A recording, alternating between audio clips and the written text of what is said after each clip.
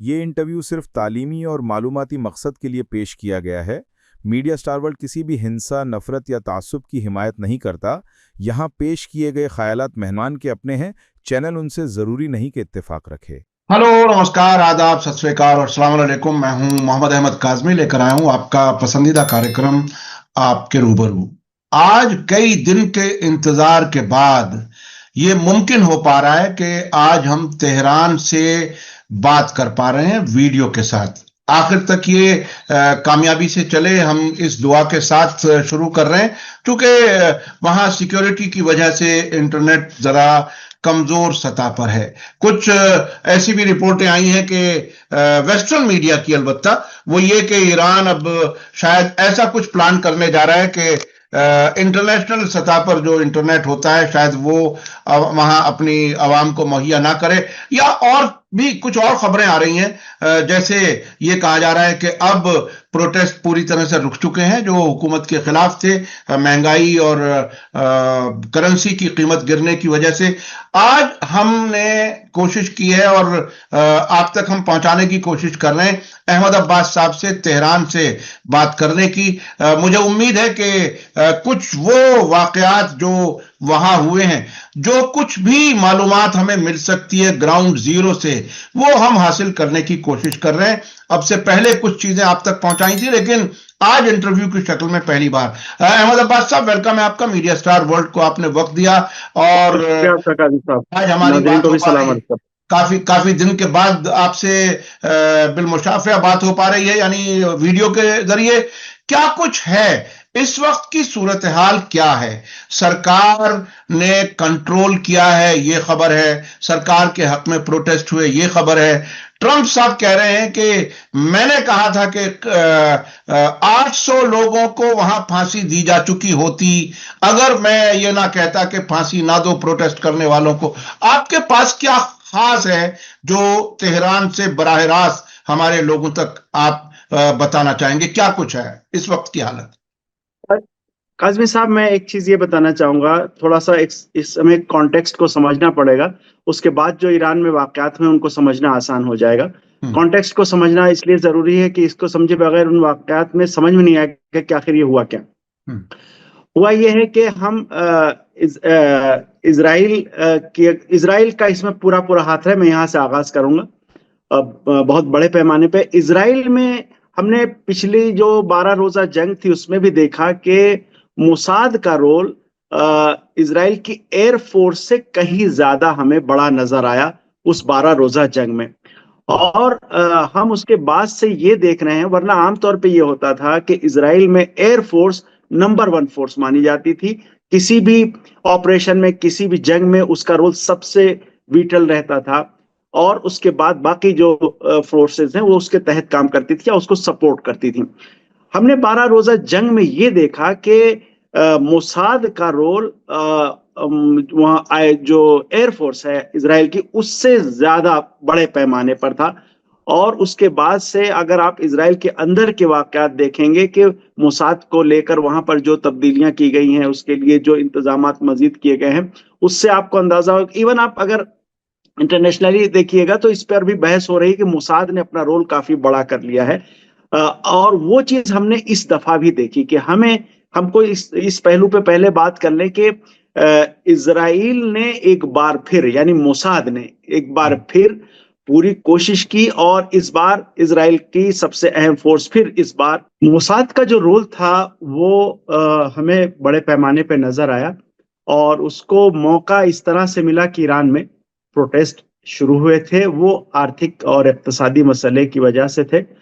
ऐसा लगता था कि ये मोसाद की और बाकी जो फोर्सेस उसके साथ हैं, यानी CIA और MI6, इनकी तैयारी पहले से थी और वो कोशिश कर रहे थे। अलबत्ता ये है कि इस बीच में ईरानियन इंटेलिजेंस ने कुछ टीमों को इससे पहले पकड़ा भी था, लेकिन इसके बावजूद वो कामयाब रहे बहुत सी और टीमों को अंदर लाने में। तो उसके नतीजे हमको ये नजर आया कि कई शहरों में पुलिस थानों पर कब्जा करने की कोशिश की गई, और उसके लिए अलग अलग तरह के असलहों से लोगों को लैस किया गया था।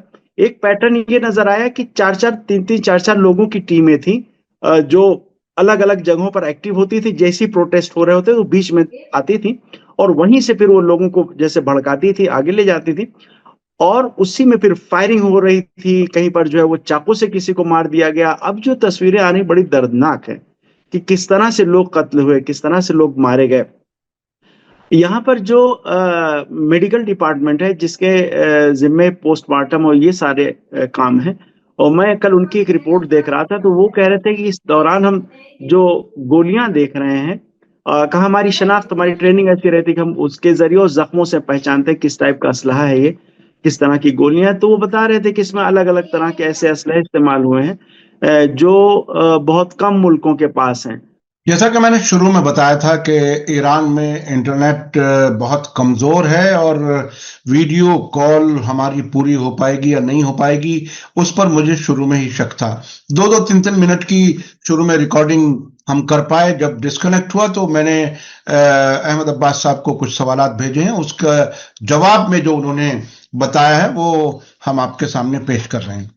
अच्छा, अहमद अब्बास साहब, ये बताइए कि इस बार जो प्रोटेस्ट को फसाद में जो बदला गया, उसका हालांकि आपने काफी हद तक कुछ जवाब दे दिया है, लेकिन क्या पैटर्न क्या था, क्या तरीका अपनाते हैं ये मोसाद और CIA? काज़मी साहब, आपको सलाम है, नाजरीन को भी सलाम अर्ज़ करता हूँ। इस बार के जो प्रोटेस्ट थे उनको फसाद में बदलने की जो कोशिश थी वो बड़ी खौफनाक थी, बड़ी वहशतनाक थी। उसमें ये था कि लोगों को इसलिए इस चीज़ के लिए वर्गलाया गया कि पुलिस थानों पे अटैक कर दें और जो दिफाई मराकज़ हैं उनको निशाना बनाएं। कुछ जगहें ऐसी हैं मगरबी ईरान के कुछ इलाक़ों से ये रिपोर्टें मिली कि जो मिज़ाइल साइट्स थी उनकी तरफ बढ़ने की कोशिश की फसादियों ने। अब उनके दरमियान यानी कुछ ऐसे अनासिर रहते थे जो मुसल्लह थे बाकायदा। हमने इनको ये देखा कि जो असलहे इनके पास आए, अब जो मेडिकल रिपोर्ट्स आ रही हैं, इनके हम प्रोग्राम जो टीवी पे देख रहे थे उसमें वो असलहों की फिर तफसीलात बता रहे हैं कि किस तरह के असलहे इस्तेमाल हुए हैं, जो ज़ख़्म हैं उनकी बुनियाद पर, और या ज़ख़्म के जो निशानात हैं, अगर कहीं गोलियां रह गई कुछ अफराद के जिस्म में, कुछ जनाज़ों में, तो उसके ज़रिए से पता करने की कोशिश करते हैं ये कौन सा असलहा इस्तेमाल हुआ। तो उसमें जो चीज़ समझ में निकल के आ रही है वो ये है कि काफ़ी बड़े पैमाने पर लोगों को मुसल्लह किया गया था, बड़ी तादाद में लोग मुसल्लह थे, और ये था कि 2-2, 3-3 लोगों की टीमें रहती थी, वो हमले करते थे और फैले हुए रहते थे, अलग अलग जगहों पर रहते थे, अलग अलग शहरों में। ये पैटर्न देखने में आया। इससे हमें याद आता है कि जो 12 रोज़ा जंग गुज़री है जून महीने में, उसके दौरान भी ये बहस हुई इज़राइल में, ईरान में भी, कि इस जंग में एक्चुअली इज़राइल की जो फोर्स सबसे ज़्यादा आगे रही ऑपरेशनल फॉर्म में, वो मोसाद थी। मोसाद का जबकि काम जो है वो इंटेलिजेंस जमा करना या कोई कॉवर्ट ऑपरेशन करना, इस तरह का रहा करता था इससे पहले, और इज़राइल की जो फ़ज़ाइया है, एयरफोर्स है, उसका रोल सबसे ज़्यादा विटल रहता था सबसे बड़े पैमाने पर। आप गुज़श्ता अगर जंगों को देख लें तो आपको ये नज़र आएगा कि वो रोल उसका सबसे अहम जंगों में, वरना तो जो ऑपरेशन होते हैं खुफिया एजेंसियों के, वो तो अपनी जगह पे होते रहते हैं, टारगेट किलिंग, किसी को एक शख्स को यहाँ कत्ल कर दिया, वहाँ कत्ल कर दिया, इस तरह के ऑपरेशंस होते हैं, या कुछ इत्तलात और दस्तावेज़ उन्होंने कहीं से हटा के कहीं पहुँचा दिए, इस तरह का ऑपरेशन तो एक आम है। लेकिन जंग में इंटेलिजेंस एक पूरी फोर्स के तौर पर काम करे और लीडिंग फोर्स के तौर पर काम करे, ये 12 रोज़ा जंग में एक अलग शक्ल में, एक बिल्कुल ही अलग पैमाने पर देखने में आया। उसके बाद से हम देख रहे हैं कि मोसाद की जो हैसियत है इज़राइल के अंदर, वो भी काफ़ी बढ़ रही है। यानी उसका जो, अब वो किसी और इदारे के झैल में नहीं, किसी उसके, बल्कि एक अपने आप में एक मज़बूत वो एक फ़ोर्स के तौर पर उसका इस्तेमाल हो रहा है। और उसने अपनी सरगर्मियों से, अपने इक़दामात से और 12 रोज़ा जंग के नतीजे में जो साबित किया वो यही कि इज़राइल, यानी अगर आप इज़राइल के अंदर भी देखें, मैं उस तफसीलात में नहीं जाना चाहता किस तरह से अलग अलग वजारतों को इसके साथ कोऑर्डिनेट करने के लिए टीमें बनाई गई हैं, किस तरह के इंतज़ामात किए गए हैं, ये लेकिन मिल जाएगा 5-6 महीनों के दरमियान जो वहाँ पर फैसले हुए हैं कि कैबिनेट के साथ इसका कोऑर्डिनेशन किस तरह का रहेगा। या आप तफसीलात में जाएंगे तो इज़राइली मीडिया ने इसमें तफसीलात लिखी हैं। तो इसका रोल बढ़ गया है काफ़ी। हमें वो चीज़ इसके बाद नज़र आई जो भी हालिया जो मुजाहरे हुए, मुजाहरों में जो उसका रोल था उसको देख के हमें ये नज़र आया कि हाँ, ये उसी पैमाने पर काम कर रही है इज़राइली मोसाद। तो काम तो कर रही है वो, लेकिन उसके जो नुकसानात हमें ईरान के अंदर देखने को मिले वो काफ़ी बड़े पैमाने पर इस तरह के थे कि अफराद की उसमें मौत हुई, बहुत से लोग मारे गए। बेशक मोसाद का ये मंसूबा नाकाम हुआ। नाकाम इसलिए हुआ कि इसमें इरादा ये था कि कुछ शहरों पर कब्ज़ा कर लिया जाए, कुछ इदारों पर कब्ज़ा कर लिया जाए, लेकिन वो नहीं हो पाया। किसी इदारे पर कोई कब्ज़ा नहीं हुआ। कोशिश की गई, कुछ पुलिस थानों पर हमले हुए, कुछ और फ़ौजी मराकिज़ उन पर हमले हुए, दिफाई मराकिज़ पर हमले हुए, लेकिन ये कि कब्ज़ा कर लें हमलावर, ऐसा कुछ नहीं देखने में आया। मगर इस बीच में ये हुआ कि अफराद बहुत ज़्यादा मारे गए। मरने वालों की तादाद जो है वो काफ़ी ज़्यादा थी, जो इससे पहले हम नहीं देखते थे। इतनी बड़ी तादाद में मौतें नहीं होती थी। और मौतों में ख़ुद सिक्योरिटी अहलकारों की जो तादाद है वो अच्छी खासी है, 200 से ज़्यादा बताई जा रही। पहले 100-150 तक आई, फिर अब ख़बरें आ रही कि नहीं, तादाद जो है वो 200 से ज़्यादा है। ये नेचुरल भी इसलिए कि बहुत से लोग ज़ख्मी रहते हैं जो बाद में दम तोड़ देते हैं, तो तादाद बढ़ जाती है। इस तरह से फिर जो अफराद मुसल्लह अफराद जो मारे गए हैं उनकी भी एक अच्छी खासी तादाद है। इस बीच में क्रॉस फायरिंग में फिर और लोग भी मारे गए हैं, आम अफराद भी, उनकी रिपोर्टें आ रही हैं। हम देख रहे हैं कि किस तरह से वो निशाना बनाए गए, वो तफसीलात हमको देखने में आ रही। तो हमें ये एक चीज़ नज़र आई, एक तरह से जंगी सूरत हाल थी। और हमें ये लगता है कि इस चीज़ को समझने के लिए हम हिंदुस्तान के जो प्रोटेस्ट होते हैं और उनको जिस तरह से हैंडल किया जाता है, अगर हम उसको जहन रखेंगे तो हम समझ नहीं पाएंगे। एक्चुअली ईरान के सिलसिले में ये है कि यहाँ प्रोटेस्ट तो फिर एक बहाना रहता है, वो जैसे ही बहाना मिल जाता है उसी वक्त मोसाद अपना ऑपरेशन शुरू कर देता है।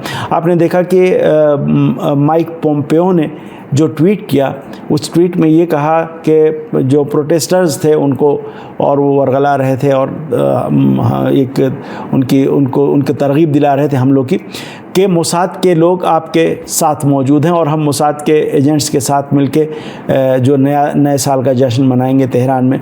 मोसाद का जो फ़ारसी हैंडल है, ख़ुद मोसाद का, इजरायली खुफिया एजेंसी का, उससे फ़ारसी में ट्वीट किया गया और यही कहा गया कि जो लोग वहाँ पर हंगामे कर रहे थे कि मोसाद के अफराद आपके साथ मौजूद हैं। तो ये किसी से ढकी छुपी बात नहीं है। दूसरी बात, मैं एक चीज़ ये कहना चाहूँगा कि ये बिल्कुल आम है कि जब मोसाद है तो उसके साथ ये मान के चलिए कि CIA भी मौजूद है। दोनों में कोऑर्डिनेशन बहुत अहम होता है। अभी हाल ही में आपने एक पॉडकास्ट देखा होगा या देखें, बड़ा अच्छा है, जेफरी साक्स का, इंडियन एक्सप्रेस ने ये पॉडकास्ट किया है। वो एक बात कह रहे हैं कि अगर अमेरिकन आर्मी की कहीं पर बेस है तो आप ये तय मानिए कि वहाँ पर CIA मौजूद है। CIA मौजूद है तो आप ये भी मान के चलिए कि मोसाद मौजूद है। दोनों में कोऑर्डिनेशन रहता है, फिर और तफसीलात है।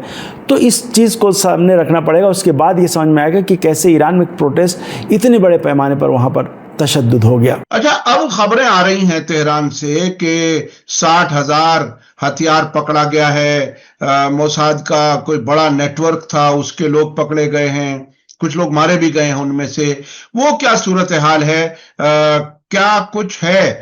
क्या ऐसा लगता है कि अब पूरी तरह से हालात कंट्रोल में हैं, अब वो प्रोटेस्ट फिर नहीं भड़केंगे? क्योंकि दुश्मन तो मुसलसल सुराग लगाए हुए है ईरान की हुकूमत को इनस्टेबल करने के लिए, गड़बड़ी फैलाने के लिए। क्या कुछ है? किस हद तक कामयाबी मिली है कंट्रोल करने में? हुकूमत की तरफ से जो इक़दामात हो रहे हैं वो इस तरह के हैं कि हुकूमत इक़्तिसादी इस्लाहात करना चाह रही है और ये बहुत पेंडिंग है ज़्यादा दिन से। यानी इन इस्लाहात की बहुत ज़्यादा ज़रूरत थी। बड़े ठोस कदम इस तरह से उठाए जा रहे हैं। देखिए, यहाँ पर ये हो रहा था कि जो ज़रूरी अशिया हैं, खाने पीने की चीज़ें हैं, जो दवाएँ हैं और बाकी चीज़ें हैं जिनका रोज़मर्रा की ज़िंदगी में इस्तेमाल होता है, उसमें गवर्नमेंट सब्सिडी काफ़ी ज़्यादा देती थी। एक अंदाज़ ये था कि वो सब्सिडी कुछ कार्टेल्स थे, कुछ कंपनीज थी, उनको दी जाती थी, सब्सिडी नहीं दी जाती थी, बल्कि उनको डॉलर दिया जाता था बहुत कम रेट पे। बाज़ार में एक रेट होता था, उनमें आधे से भी कम रेट पे वो डॉलर फराहम कर दिया जाता था कि वो बाहर से चीज़ें इंपोर्ट कर लें। उसके बाद जब उनका वो ट्रांजैक्शन कंप्लीट हो जाए और उनका माल आके अंदर बिक जाए तो फिर वो डॉलर वापस कर दें गवर्नमेंट को उस रेट में। और इस तरह से एक ये है था कि ज़रूरी जो चीज़ें हैं उनकी कमी ना पड़े और दूसरे उनकी कीमतें बहुत ज़्यादा ना हो। ये था कि आप एक ख़ास कीमत है उसी पे आप बेचेंगे। तो कंपनीज़ ने उसमें करप्शन भी किया, उसके ख़िलाफ़ भी वही एक बड़ा वो ये शुरू किया गया, एक बड़ी मूवमेंट है और बड़ा फैसला, बड़ा प्रोग्राम बल्कि शुरू किया गया कि नहीं, ये इनके हाथ से निकालना है हमें। कंपनीज़ जाएँ बाज़ार में, जो ईरान का बाज़ार है वहाँ से ख़ुद डॉलर लें और डॉलर के ज़रिए से अंदर ले आएँ माल, जो भी महंगा, जो भी कीमत पड़ती है वो ले आके बेचें अपने प्रॉफिट के साथ। हम खुद पब्लिक को वो सब्सिडी देंगे कि पब्लिक उस सब्सिडी के ज़रिए अपनी ज़रूरत की चीज़ें ख़रीद सके। ये प्लान है। अब ये कि इसको इम्प्लीमेंट होने में जो यानी हो सकता है बीच बीच में ऐसा होता है, एक बड़ा पूरे मुल्क की सतह के प्लान है, अगर उसको नाफिज जब करने जाएंगे तो हो सकता है बहुत सारी चीज़ें उसमें खामियां नज़र आएँ, उनकी इस्लाह करनी पड़े। ये चीज़ें भी होंगी तो, लेकिन गवर्नमेंट इधर जा रही है और ज़्यादा दिन से इस पर बात हो रही थी, इसकी कोशिश हो रही थी, नहीं हो पा रहा था, लेकिन अब हुकूमत ने ये काम कर लिया। हुकूमत ने एक्चुअली कहा, अभी प्रेसिडेंट पेजेश्कियान ने एक इंटरव्यू में ये बात कही कि देखिए हमारी जो इकॉनमी है उसमें बीमारियां हैं और बीमारियों को सिर्फ हम पेन किलर से जो है वो ख़त्म नहीं कर सकते, उनकी जो शिद्दत कम कर सकते हैं या उनका एहसास ना हो, उनका दर्द महसूस ना हो, हमें हम ये कर सकते हैं, लेकिन अगर ख़त्म करना है तो हमें ऑपरेट करना पड़ेगा। ये बात वो कह रहे थे, जिसमें उन्होंने कहा था जिसमें कुछ दर्द भी होगा। तो ये हंगामों से पहले का एक इंटरव्यू था, उन्होंने दिया था khamenei.ir को, उसमें बात कही थी। तो हुकूमत इसके लिए बहुत मेहनत से ये काम कर रही है कि एक तो ये कि जो पाबंदियों का दौर है, तो पाबंदियों के दौर में जो ऑप्शन ईरान के पास है उसको किस तरह से अवेल किया जाए, उसको किस तरह से इस्तेमाल करके इकॉनमी को बेहतर किया जाए। आपने देखा कि शंघाई कोऑपरेशन ऑर्गेनाइजेशन, उसमें ईरान उसकी मेंबरशिप लेने के बाद पूरी तरह से एक्टिव है। ब्रिक्स में पूरी तरह से एक्टिव है। हमसाया मुल्कों के साथ ट्रेड को बढ़ाने में बड़ी मेहनत से काम कर रहा है। और ये सारी चीज़ें इसीलिए हैं कि जो इक़्तिसादी दबाव है वो कम हो, वो ख़त्म हो, लोगों पे इतना प्रेशर ना रहे। अच्छा, अभी अमेरिका के प्रेसिडेंट डोनाल्ड ट्रंप ये दावा कर रहे हैं कि उन्होंने कहा था कि ईरानी हुकूमत इन प्रोटेस्ट करने वालों को फांसी ना दे, और ईरानी हुकूमत ने मेरे कहने पर वो फांसी टाल दी। 800 लोगों को फांसी देने वाला था ईरान की हुकूमत, और वो उनकी जान बच गई, और इसी वजह से मैंने ईरान पर हमला करने का फैसला फिलहाल टाल दिया या उसे कैंसिल कर दिया। उसके बारे में आप तेहरान में बैठे हुए हैं, आप बताइए वहां की हुकूमत क्या कुछ कह रही है? क्या वाकई कोई ऐसा राब्ता, डिप्लोमेटिक वगैरह राब्ता ऐसा हुआ है जो अमेरिका की तरफ से ऐसा दबाव आया और ईरानी हुकूमत ने लोगों को सजाए मौत देने का फैसला बदल दिया? क्या इसमें कोई हकीकत है? देखिए, ट्रंप के धमकी का जो सवाल है कि वो उन्होंने कि साहब अगर एग्जीक्यूशन शुरू किया तो मैं अटैक कर दूंगा, ये कुछ हवा में बातें कर रहे हैं, बेबुनियाद बातें कर रहे हैं। ईरान में इस तरह से फांसियां नहीं होती हैं। एक्चुअली एक नाम भी है इस बीच बड़ा मीडिया में उड़ाया गया, फलां को फांसी होने वाली, 4 दिन पहले गिरफ्तार हुए, और वो जबकि ये बेबुनियाद है। ईरान में इस तरह से फांसियाँ नहीं होती हैं। ईरान में अगर हम हिंदुस्तान को सामने रखें तो अदालती काम तेज़ होता है, यानी काफ़ी तेज़ होता है उसके मुकाबले में, लेकिन उसमें भी फिर साल 2 साल लग जाते हैं, महीनों लग जाते हैं फैसला आने में। फिर उसके बाद लोअर कोर्ट से फिर अपर कोर्ट में जाता है, अपेक्स कोर्ट में जाता है, और सुप्रीम कोर्ट से उसकी जो है वो जब तायद हो जाती है उस पर फिर उसके बाद अमल होता है। तो इस तरह की बातें हैं कि जो है वो जो प्रोटेस्ट कर रहे थे उनको पकड़ लिया, और पकड़ करके अब जो उनको फांसी पर चलाया जा रहा है। तो यह हद तक जो मुसल्लह जो लोग पकड़े गए हैं, जो मुसल्लह थे, जो हमले करते हुए पकड़े गए, रंगे हाथों पकड़े गए, उनको भी इस तरह से फांसी तो नहीं दी जाती। इस तरह का कोई एक भी वाक़या मिलेगा नहीं। बेशक इसका प्रोपेगेंडा बहुत किया जाता है, लेकिन ऐसा है नहीं। ईरान का जो सिस्टम समझता है, जो भी जानता है, उसको ये अच्छी तरह से पता होगा कि ये नहीं होता कि अचानक पकड़ा और 4 दिन के बाद उसको फांसी पर चढ़ा दिया। बहुत वक्त लगता है फांसी में, पूरा अदालती प्रोसेस है वो चलता है और उसके बाद ही जो है वो कोई नतीजा आता है। तो मुझे नहीं लगता कि जो है वो ट्रम्प, पहली बात तो ट्रम्प की धमकी बेबुनियाद थी, इस तरह की चीज़ थी नहीं। अच्छा, अब से पहले भी ईरान में इस किस्म के फसादात कराए गए हैं। महसा अमीनी वाले मामले को देखें या उससे पहले और भी कुछ ऐसे वाकयात हैं। क्या ईरान की खुफिया इतनी निकम्मी, नाकाम हैं कि इस किस्म के वाकयात बार बार हो जाते हैं और खुफिया एजेंसियों को पता नहीं चलता कि दुश्मन क्या कुछ तैयारी कर रहा है? क्या है ये? अक्सर लोगों को मायूसी होती है इस बात को देखते हुए।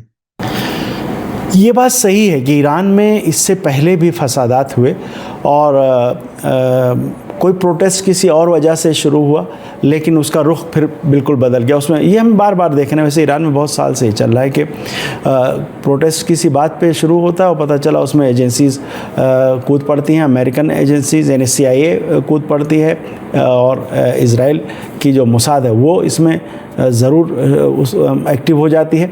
MI6 भी काफ़ी ये काम करती रही, ब्रिटेन की जो खुफिया एजेंसी है।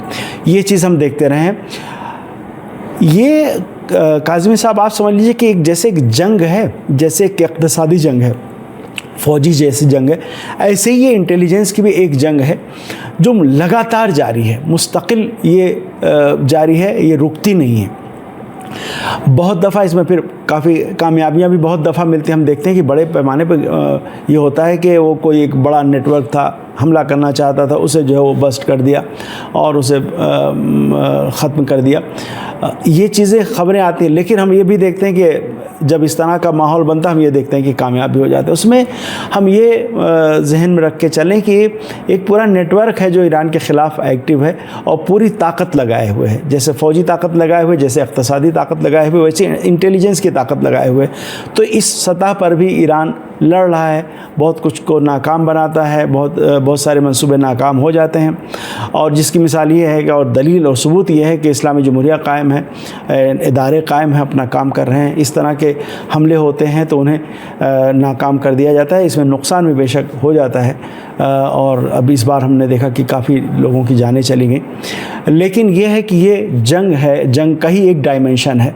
इसको हम नाकामी का मतलब ये है कि ज़ाहिर है इसमें ज़रूरत और ज़्यादा काम करने की है, इससे तो इनकार नहीं किया जा सकता कि ये जो नुकसान हो रहा है इतना जानी, माली और या जो साख पे जो है वो सवालिया निशान लगने लगते हैं कि सारी तरफ से एक तो प्रोपेगेंडा बहुत ज़्यादा होता है। तो इनसे बचने के लिए क्या किया जाए, ये बेशक इंटेलिजेंस एजेंसीज़ के लिए और बाकी इदारों के लिए सोचने का मकाम है कि इनकी तैयारी और बेहतर तरीके से होनी चाहिए। अहमद अब्बास साहब, कोई और ख़ास पहलू है जो आप हमारे नाजरीन के सामने बयान कर सकें, बता सकें, ताकि उनको और ज़्यादा बेहतर महसूस हो सके कि ग्राउंड ज़ीरो से बिल्कुल सही इंफॉर्मेशन आ रही है और कुछ अहम बातें अगर रह गई हों तो इसमें आप मुझे बता दीजिए। मैं नाजरीन को एक चीज़ ये बताना चाहूँगा कि देखिए, इस्लामी जमहूरिया ईरान एक ऐसे इलाके में है जो बड़ा हसास है, बड़ा अहम इलाका है, बहुत ही अहम इस लिहाज से है कि इसमें जो बड़ी ताकत है उनका बड़ा इंटरेस्ट है और वो बहुत ज़्यादा इसमें इंटरेस्ट रखते हैं। आप देखिए कि ईरान में इनकलाब आए तकरीबन अब 50 साल होने वाले हैं, 48 साल अब पूरे हो जाएंगे भी फरवरी में।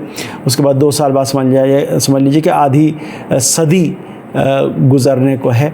लेकिन अमेरिका की पूरी कोशिश ये है कि किसी तरह भी ये सिस्टम ख़त्म हो जाए जो मौजूदा निज़ाम कायम है और ईरान पूरी तरह से अमेरिका की आगोश में चला जाए, जैसा कि इससे पहले था, इनकलाब से पहले था। इनकलाब से पहले आप जानते हैं कि ईरान के रिसोर्सेज पूरी तरह से अमेरिका के हाथ में थे और बड़े फ़ैसले जो होते थे, यहाँ तक कि जो बड़े अपॉइंटमेंट होते थे, उनमें अमेरिका के एम्बेसडर से मशवरा करना होता था, जो किंग था उसको। तो इस तरह की एक चीज़ थी ईरान अमेरिका के लिए। और अमेरिका, आपको मज़ेदार बात बताऊँ, मैं शायद किसी वीडियो में जिक्र भी कर चुका हूँ कि वियतनाम की जब जंग चल रही थी उस वक्त ईरान के फाइटर जेट अमेरिका ले जाके वियतनाम में यूज़ कर लेता था, ईरान को बताए बगैर।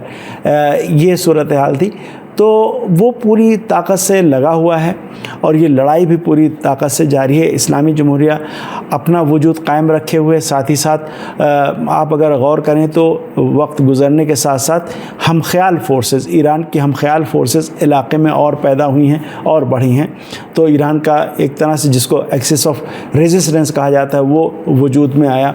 वो ईरान के नज़रिए की वजह से यानी इसको आइडियल बना के कई फोर्सेस ने अपना एजेंडा और अपना काम किया, अपने एजेंडा सेट किया और उस पर काम किया, और नतीजे में हम एक पूरा फ्रंट देख रहे हैं पूरे इस रीजन में। तो ये एक बड़ी लड़ाई है। हम ये उम्मीद कर सकते हैं कि ये जो अमेरिका की जो पावर पॉलिटिक्स है, जो बेहद खौफनाक और बहुत ही शफ़ाफ पॉलिटिक्स होती है, जिसमें कोई रहम नहीं करता, सुपर पावर बड़े पैमाने पर लोगों की जाने चली जाए तो कोई मसला नहीं, कोई फ़र्क नहीं पड़ता, इस तरह की पॉलिसी जो है वो रहती है। तो वो हम इस इलाके में देख रहे हैं और अफसोस का मकाम है कि उसका निशाना ये ममालिक बनते हैं। देखिए, जो मुल्क भी इन पॉलिसियों का इस साजिश का निशाना बनता है, बहुत ज़्यादा नुकसान होता है, बहुत से लोग मारे जाते हैं और बहुत दफ़ा अमेरिका कामयाब हो जाता है कि वहाँ पर अपनी मर्ज़ी के मुताबिक वो सियासी तब्दीली या जो तब्दीली लाना चाहता है लाने में कामयाब होता है। ईरान में उसको अब तक कामयाबी नहीं मिली। तो हमें ये उम्मीद है कि ये जो लड़ाई है, ईरान मजबूती से लड़ रहा है, हमें उम्मीद है कि इस लड़ाई में वो कामयाब होगा। इसलिए कामयाब होना ईरान का ज़रूरी है कि आप देखिए कि अमेरिका ने वेनेजुएला में जो किया है, वो वेनेजुएला में जो किया वो बहुत बुरी मिसाल है। उसको जिस तरह से जाके वहाँ के प्रेसिडेंट का और उसकी बीवी का किडनैप करके लेके वो आ गया, वाकई हर एक के लिए ये एक सबक है, इसको सोचने का मकाम है कि ये दुनिया कहाँ पर पहुँच गई है और जो आलमी इदारे हैं उनकी क्या हैसियत रह गई है। ऐसे में ना कोई इसकी मजम्मत कर सकता है, ना कोई इसके ख़िलाफ़ कोई संजीदा कार्रवाई कर सकता है। बाकी ममालिक भी तमाशा ही सिर्फ देख सकते हैं। कोई ज़ाहिर है कोई जंग अमेरिका से लेना नहीं चाहता। तो अमेरिका का मजबूत होना बाकी दुनिया के लिए बेहद नुकसानदेह है। हम ये उम्मीद करें और यही हमारी सबकी उम्मीद होनी चाहिए कि अमेरिका कमज़ोर हो रहा है, मज़ीद कमज़ोर हो, और ताकि दुनिया को इसकी जो पॉलिसियाँ हैं ख़तरनाक खौफनाक, उनसे निजात मिले। मैं आखिर में अपने नाज़रीन से कहना चाहूँगा कि आज की ये हमारी कोशिश, जो कुछ हम तेहरान से वीडियो हासिल कर पाए, किसी भी तरह से बहुत मुश्किल से ये हो पाया है। आज की ये कोशिश आपको कैसी लगी कमेंट्स में ज़रूर लिखें और ज़्यादा से ज़्यादा लोगों तक शेयर करें, ताकि वो हकीकत जो ईरान से बाहर नहीं निकल पा रही है, मीडिया स्टार वर्ल्ड लगातार कोशिश कर रहा है कि उन मुश्किल जगहों से भी इंफॉर्मेशन बराह रास्त आप तक पहुंच सके। आज का वीडियो आपको कैसा लगा कमेंट्स में ज़रूर लिखें और ज़्यादा से ज़्यादा लोगों तक शेयर करें। इसी के साथ मुझे दीजिए इजाज़त। धन्यवाद, शुक्रिया। जय भारत, जय हिंद। हमारे चैनल मीडिया स्टार वर्ल्ड को सब्सक्राइब कीजिए और बेल आइकॉन दबाइए ताकि हमारी हर नई वीडियो का नोटिफिकेशन आपको सीधे मिलता रहे। अगर आपको हमारी खबरें पसंद आती हैं तो उन्हें अपने व्हाट्सएप, इंस्टाग्राम, फेसबुक और ट्विटर अकाउंट्स पर शेयर करना ना भूलिए ताकि और लोग भी हकीकत से वाकिफ हो सकें।